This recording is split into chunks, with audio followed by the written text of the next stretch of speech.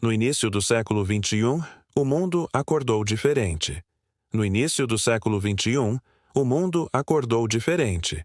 A velha ordem da Guerra Fria tinha acabado, mas o planeta agora era um tabuleiro de xadrez com muito mais jogadores.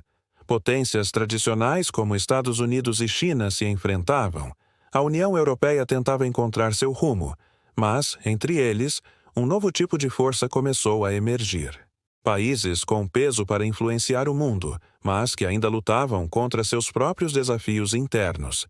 E no meio de tudo isso estava o Brasil, um país de dimensões continentais, com riquezas naturais incomparáveis e uma história de diplomacia ativa, mas que muitas vezes preferiu o silêncio. Só que, por volta de 2025, esse silêncio começou a ser quebrado. O Brasil estava pronto para encontrar sua voz entre os gigantes. O cenário global parecia um campo de placas tectônicas em constante atrito. A China expandia sua influência com projetos gigantescos que iam da Ásia até a América Latina. Os Estados Unidos, ainda uma superpotência, tentavam recuperar o prestígio perdido em décadas de conflitos e divisões internas, e a Europa lutava para se manter unida em meio a crises. Nesse jogo complexo, peças que antes eram secundárias ganharam um novo protagonismo: Turquia, Índia, África do Sul e, claro, o Brasil. Com a eleição de um governo mais progressista, o Itamaraty recebeu uma missão clara: retomar pontes. O país voltou com tudo para a cena latino-americana, reintegrando-se à CELAC, reativando a Unasul e até mediando disputas entre vizinhos como a tensão entre Venezuela e Guiana por causa do petróleo. Mas a ambição brasileira ia muito além da América do Sul. Em fóruns como o G20 e o BRICS, que agora incluía novos membros como Indonésia e Arábia Saudita, o Brasil se tornou uma voz ativa. Esses blocos representavam o chamado Sul Global e desafiavam a velha hegemonia do G7, exigindo um mundo mais justo e equilibrado. A diplomacia brasileira tinha 3 pilares claros: não se alinhar automaticamente a nenhuma superpotência, defender um mundo com vários polos de poder e lutar pela reforma das instituições globais como o Conselho de Segurança da ONU, onde o Brasil busca há décadas um assento permanente. As potências antigas resistiam, mas a mensagem do Brasil ecoava cada vez mais forte.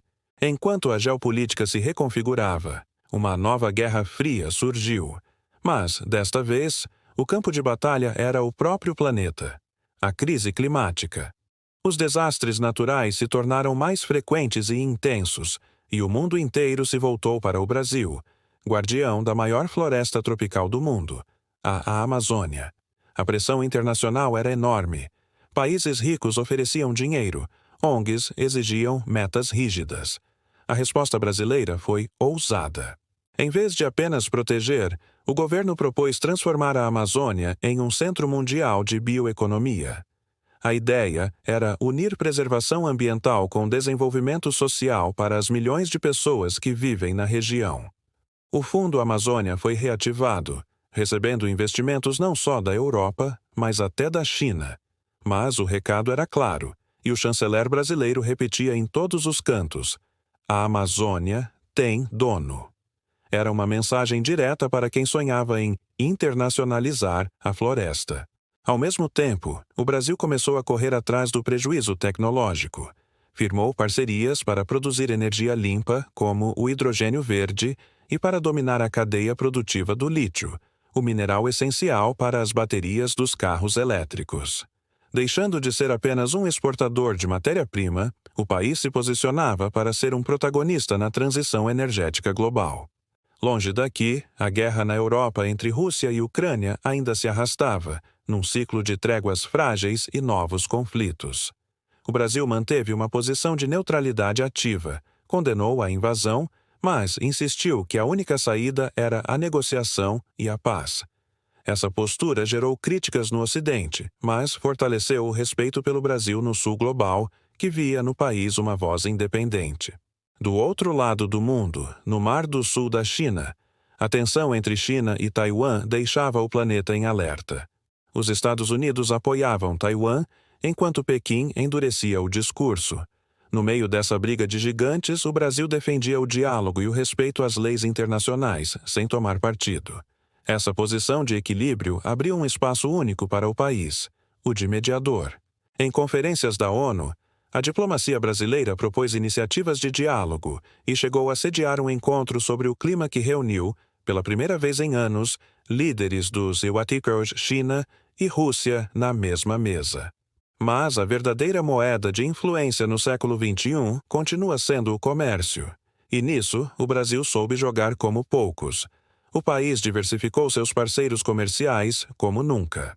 Fechou acordos com o Sudeste Asiático, a Índia se tornou uma grande compradora de carne brasileira e o Oriente Médio, um destino certo para nossos grãos. O grande salto, no entanto, veio com o ouro branco, o lítio. Com reservas enormes em Minas Gerais e no Nordeste, o Brasil começou a investir pesado não só na extração, mas também no refino e na produção de baterias. Chegou a propor uma aliança com Argentina, Chile e Bolívia para criar uma espécie de OPEP do lítio, coordenando preços e garantindo uma exploração sustentável. E o agronegócio, o motor da nossa economia, teve que se reinventar. Pressionado pelo mundo, investiu em tecnologias limpas, rastreabilidade e agricultura regenerativa. O Brasil não exportava mais só comida, exportava a imagem de um gigante agrícola responsável. Mas de nada adianta brilhar lá fora se a casa não estiver em ordem. O Brasil continuava travando uma batalha diária contra seus próprios demônios. A desigualdade social, a educação precisando de mais investimentos, a violência urbana eram feridas abertas. A nova relevância internacional aumentava a cobrança por resultados aqui dentro. Uma nova geração de brasileiros, mais conectada e informada, não queria apenas discursos bonitos. Queria saúde de qualidade, segurança, acesso à tecnologia e, acima de tudo, oportunidades. Ficou claro que, para o Brasil manter seu novo lugar no mundo, era preciso fortalecer a democracia, combater a corrupção e consolidar suas instituições. Afinal, não existe protagonismo externo que se sustente sem uma base interna sólida. Chegamos a 2030. O Brasil se prepara para sediar, mais uma vez, a Conferência do Clima da ONU, a COP. Mas, desta vez, o país não é apenas o anfitrião. É o protagonista, com uma mensagem clara. É possível unir desenvolvimento e meio ambiente, riqueza e justiça social, soberania e cooperação.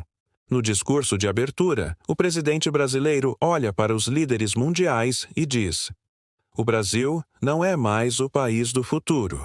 O futuro é agora. E nós estamos prontos para moldá-lo, com coragem, diálogo e responsabilidade.